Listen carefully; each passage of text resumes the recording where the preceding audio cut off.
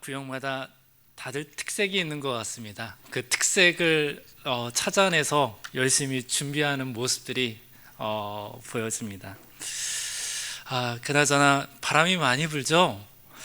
제가 오늘 새벽기도 끝나고 나서 그런 생각을 했어요. 하나님, 바람 너무나 많이 붑니다. 제주도가 참 바람이 많이 불긴 부는구나. 10년 전에 저 노영동에 살았을 때는 이렇게까지는 아니었는데 여기 함덕에서 살다 보니까 바람이 굉장히 많이 부는구나. 네, 바람을 뚫고 이 자리에 나오신 여러분들 얼마나 대단합니까?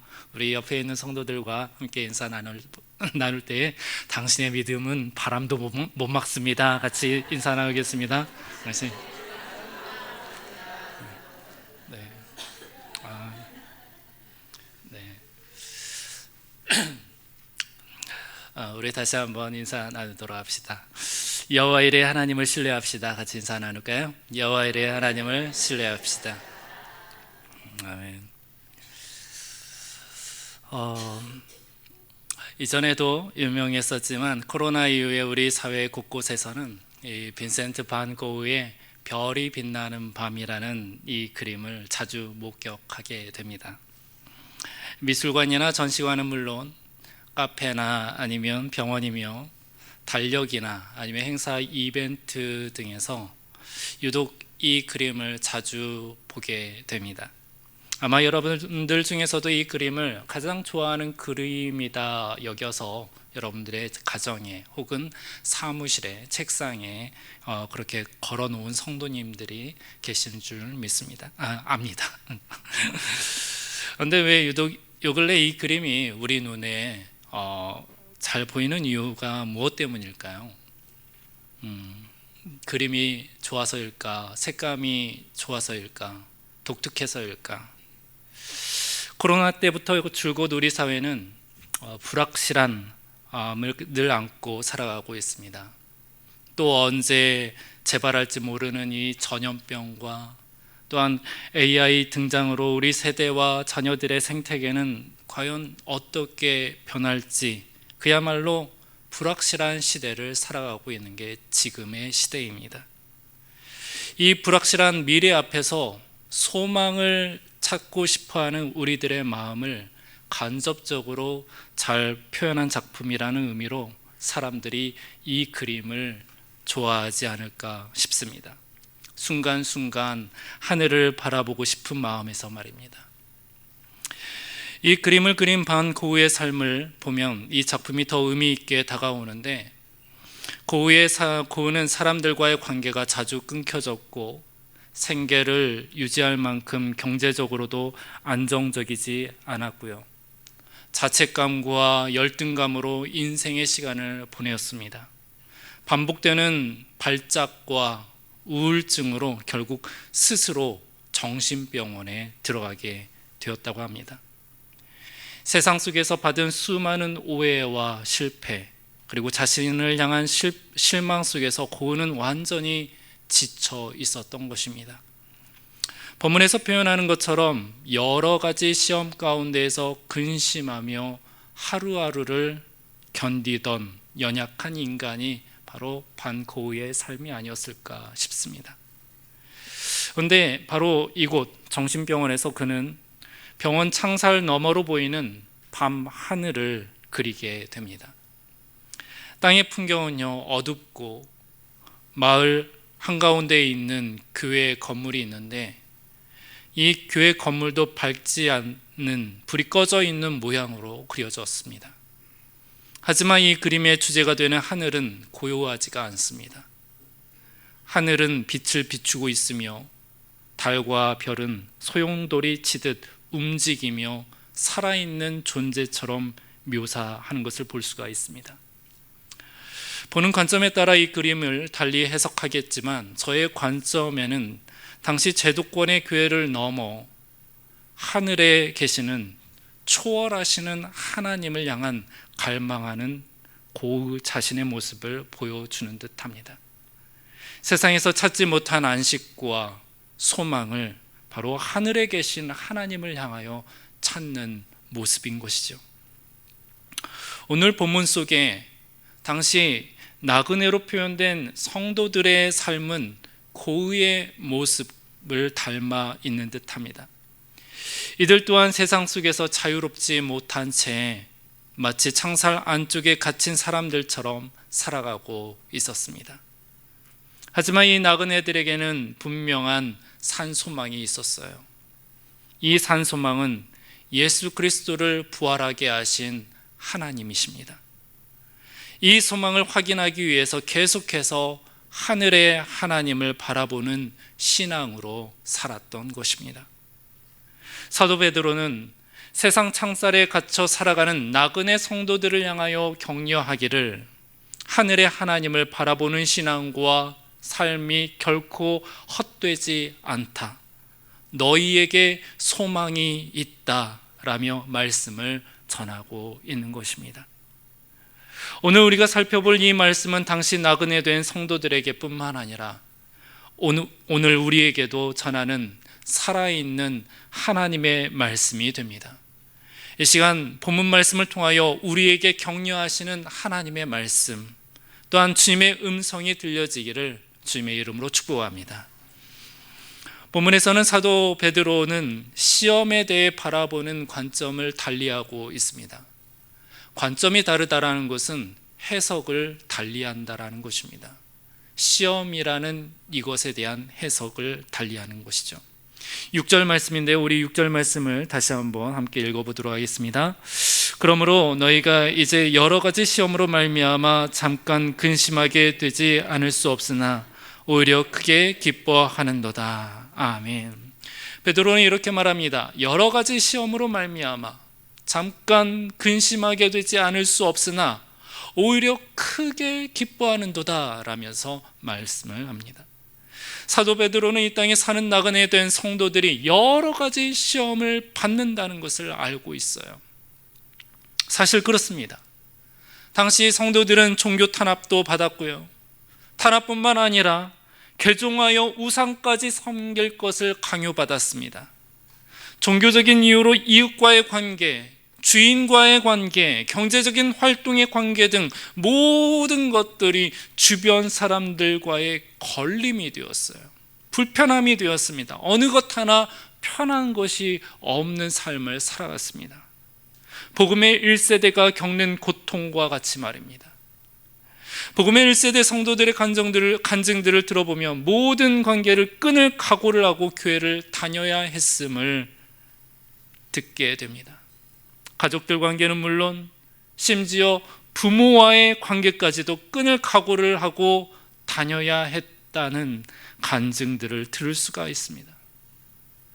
교회에 나간다라는 이유로 제대로 놀지도 못하고 아무 잘못 없지만 부당한 대우를 받기 일쑤였고, 하지만 이를 극복하며 지내왔던 시간들을 빛나는 졸업장 받은 것 마냥, 또한 명예훈장 하나 받은 것 마냥 아무렇지도 않게 그냥 웃으며 제 앞에서 함께 나누는 복음의 1세대 성도님들을 보게 됩니다.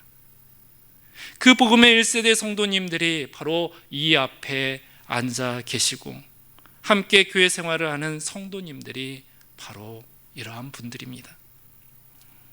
특히나 괜당 문화가 짙은 제주도 안에서 복음을 받아들이고 신앙생활을 한다는 것은 육지에서의 부당함보다 더하면 더했지 못하지 않을 것입니다. 이처럼 사도 베드로는 하나님을 믿는다는 이유로 받게 되는 여러 가지의 시험으로 근심하는 것을 피할 도리는 없다라고 말을 해요.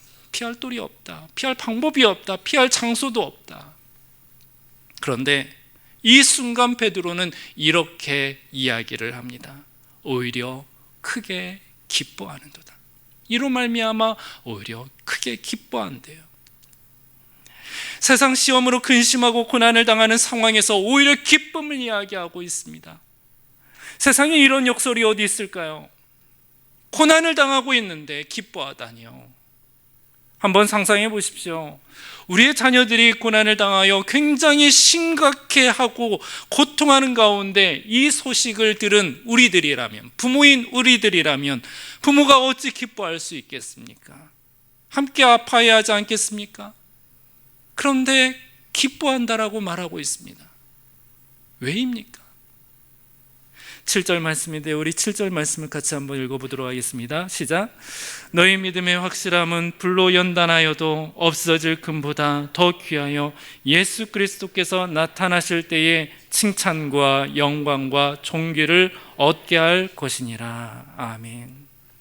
바로 믿음이 확실하여지기 때문에, 믿음이 분명하여지기 때문에, 믿음이라는 이 자체에 모든 불순물들이 다 태워지고 사라져 오직 믿음의 순도만 나타나기 때문에, 성경이 이 말씀을 잘 보여준 인물이 있습니다.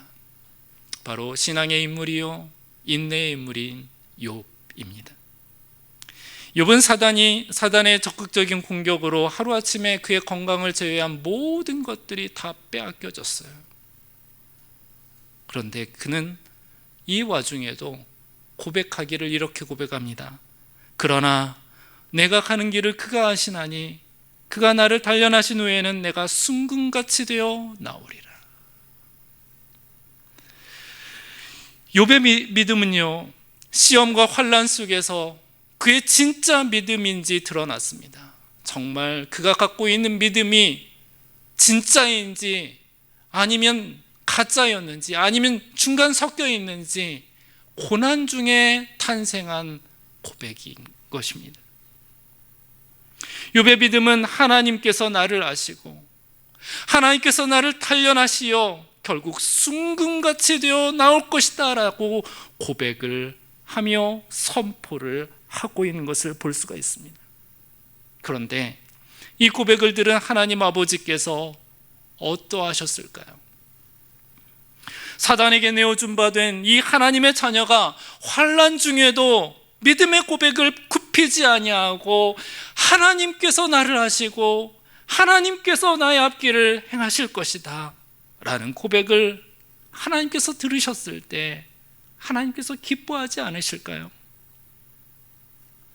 사도 베드로가 말하는 시험이 바로 이런 자리입니다.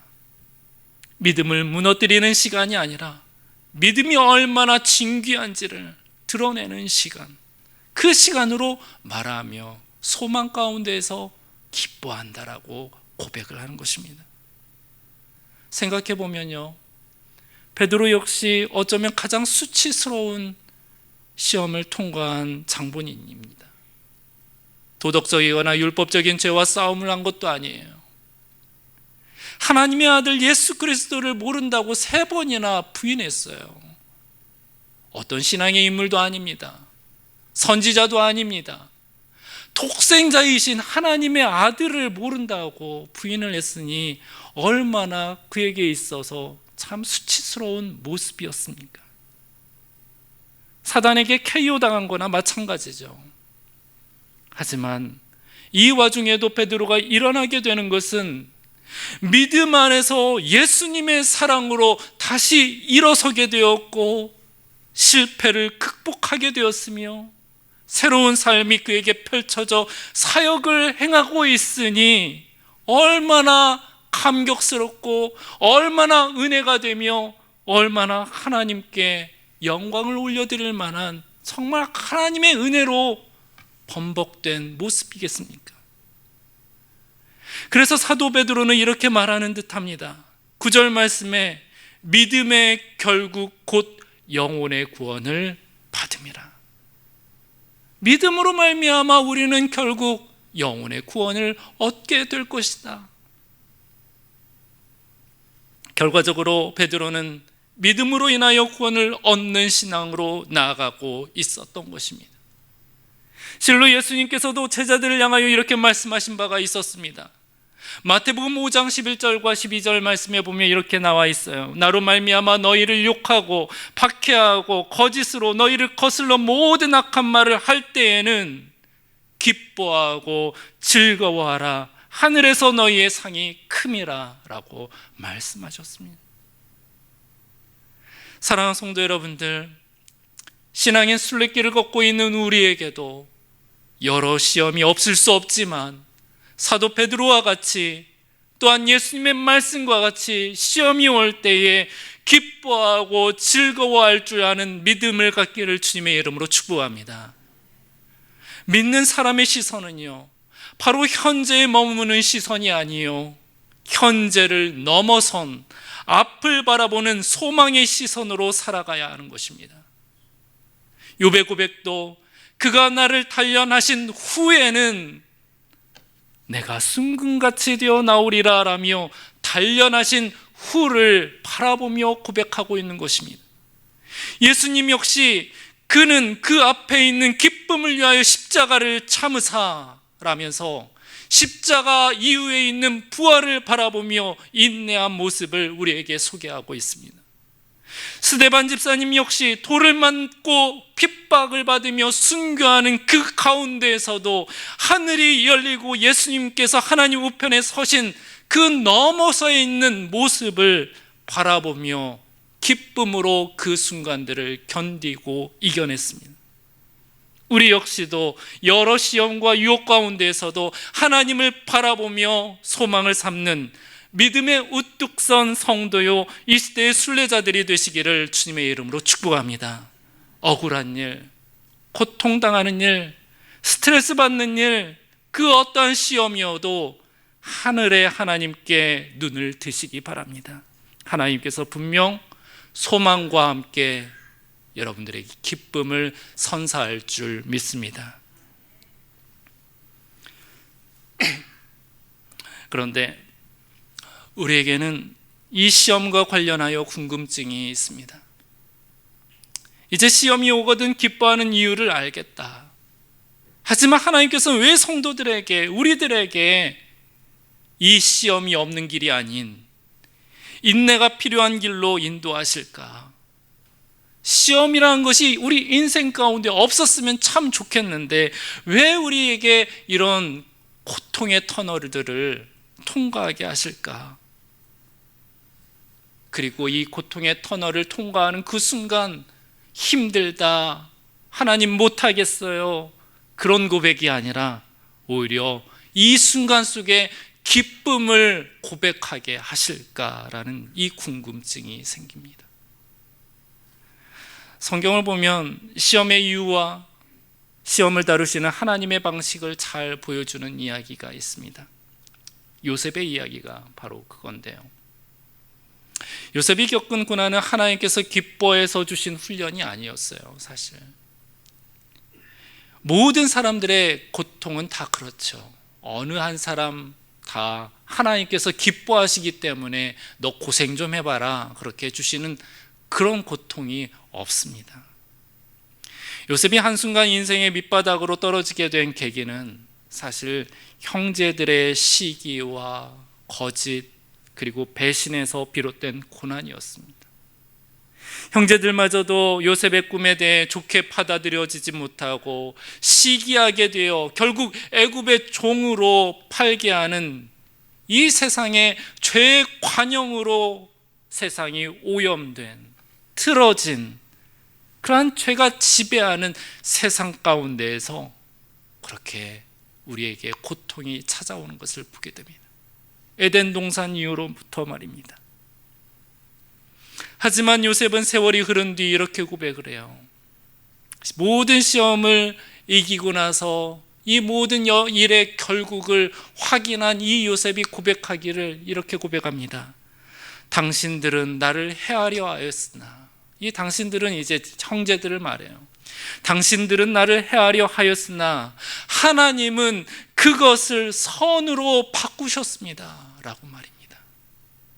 그러니까 하나님께서는 요셉의 고난을 만들어서 통과하게 하신 분이 아니요, 깨어진 세상에서, 뒤틀린 세상에서, 죄가 관영한 세상 가운데에서 바로 형제들의 이 시기와 배반으로 만들어진 이 고난의 터널에 놓여있는 요셉을 하나님 당신의 구원의 이야기로 다시 엮으셔서 새롭게 우리에게 안내하는 것입니다.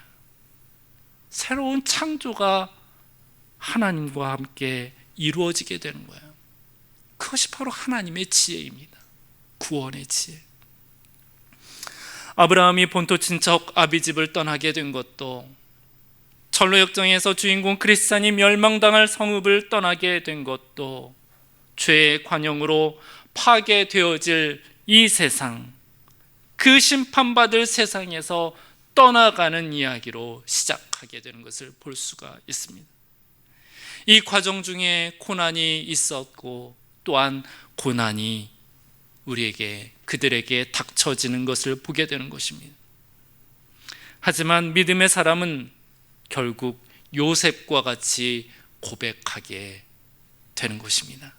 세상은 우리를 해하려 하였으나 하나님은 그것을 선으로 바꾸셨습니다 라고 말입니다. 베드로 사도가 10절부터 말씀하는 내용은 죄의 관용으로 깨어진 세상 가운데에서 모든 고난과 구원의 이야기는 같은 동일한 구조를 갖고 있다는 것을 말씀하고 있습니다. 우리 10절부터 12절까지 말씀인데요, 우리 10절부터 12절 말씀을 다시 한번 읽어보도록 하겠습니다. 이 구원에 대하여는 너희에게 임할 은혜를 예언하던 선지자들이 연구하고 부지런히 살펴서 자기 속에 계신 그리스도의 영이 그 받으실 고난과 후에 받으실 영광을 미리 증언하여 누구를 또는 어떠한 때를 지시하시는지 상고하니라. 이 섬긴 바가 자기를 위한 것이 아니요 너희를 위한 것임이 계시로 알게 되었으니 이것은 하늘로부터 보내신 성령을 힘입어 복음을 전하는 자들로 이제 너희에게 알린 것이요 천사들도 살펴보기를 원하는 것이니라. 아멘. 복잡하지만 이 말씀을 요약하면 이렇습니다. 성도들에게 임하는 모든 구원의 이야기는 너나 나나 할 것 없이 다 구원의 이야기들이 있는데 그 모양들은 다 다르지만 그 모든 그 구원의 이야기들은 선지자들이 오래전부터 연구하던 이 구원의 사건인데 하나님께서 이미 알고 계셨고 또한 이미 준비하시는 구원의 사건이라는 것입니다. 우리들의 구원 이야기도 하나님께서 미리 아셨고 미리 준비한 사건이라는 것이에요. 예수님의 십자가 사건도 마찬가지로 십자가가 있은 후에 부활의 영광이 있고 기쁨이 있는 것처럼 모든 순례자들이며 모든 성도들의 삶은 피할 수 없는 고난이 주어지게 되는데 중요한 것은 하나님께서 결국에는 이를 위대한 구원 이야기, 위대한 선으로 바꾸신다라는 것을 말씀을 통하여 우리에게 전하고 있는 것입니다. 그러니까 이렇습니다. 우리들의 모든 구원의 이야기가 있어요. 간증들이 있어요. 그 간증들은 대동소이합니다. 그런데 그 구조는 동일합니다.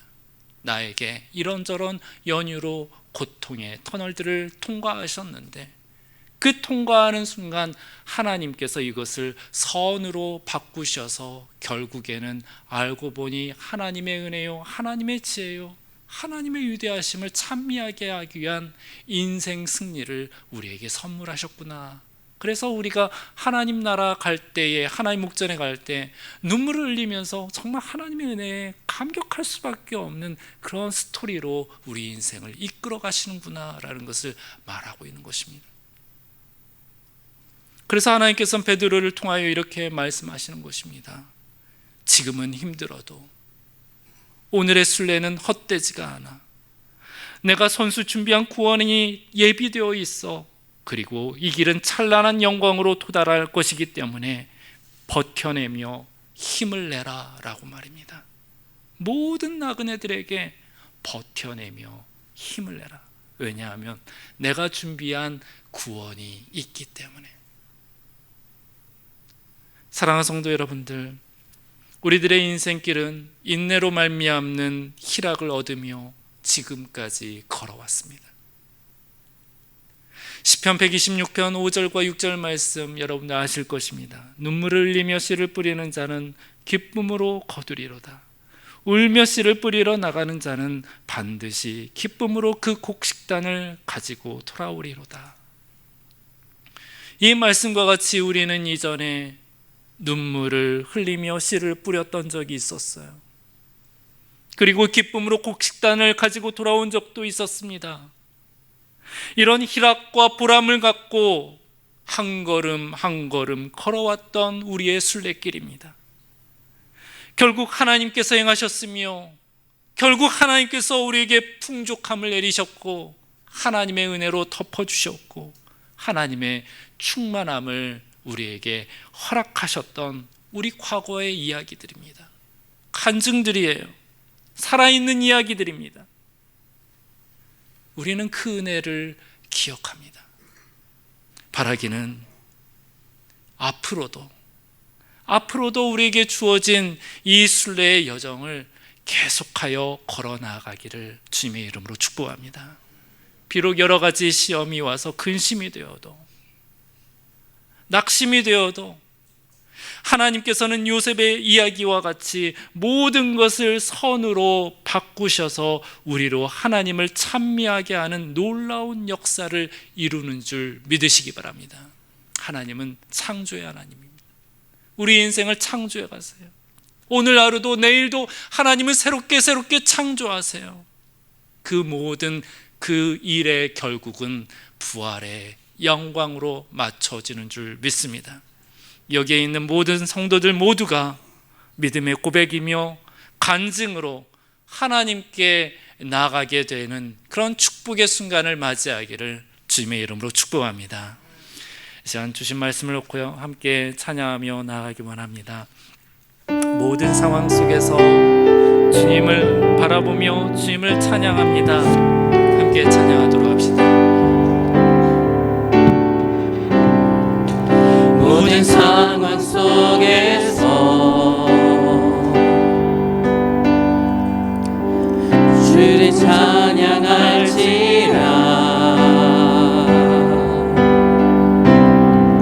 주는 너의 큰 상대, 큰 도움이시라.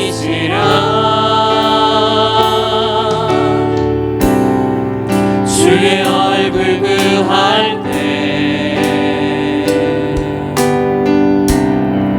주의 영을 부르사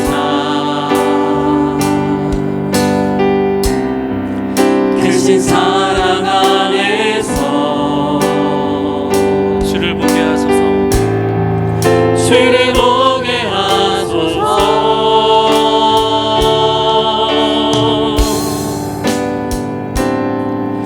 내 영혼이 확정되어 싸우니 믿음의 눈 들어 주를 바라봅니다. 내 영혼이 확정되어 싸우니 믿음의 눈 들어 주를 바라봅니다. 우리 처음부터 다시 한번 찬양합시다. 모든 상황 속에서